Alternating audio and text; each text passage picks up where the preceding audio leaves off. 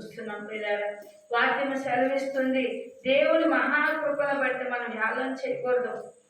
ఆశ కలిగి దేవుడు చెప్పిన దాన్ని ఇనివారు చాలా దండలు అది అవుద్దా?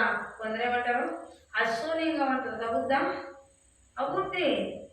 ప్రభు ఇస్తారు అని ఎవరు సమర్థుడు. దాన్ని ఎలా వంకరదాన్ని తిన్నం చేయడం పని, చెడిపోయిన బాగు చేయడం పని. పిల్లలు ఈ భూమి మీదకి వచ్చినందుకు ఏ ఒక్క పాత్ర కూడా నీతిగా ఉందని లేదు.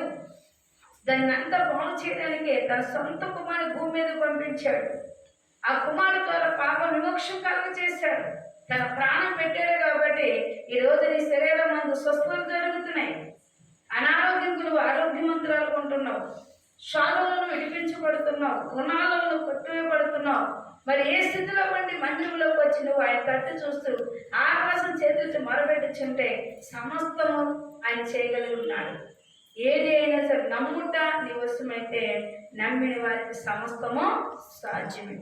ఇది జరగదు అది జరగదు అని దానికంటే ఇది జరుగుద్దని నమ్ము.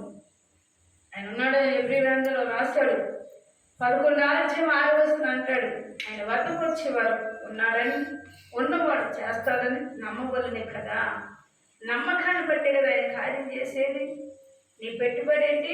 నమ్మకం. నీ విశ్వాసమును దృఢపరచుకొని బలముగా నువ్వు నమ్ము. ఏది లేదన్నది అది శూన్యంగా నీకు కనబడవచ్చు, కానీ ఆయనకు అసాధ్యం అనేది ఏమీ లేదు.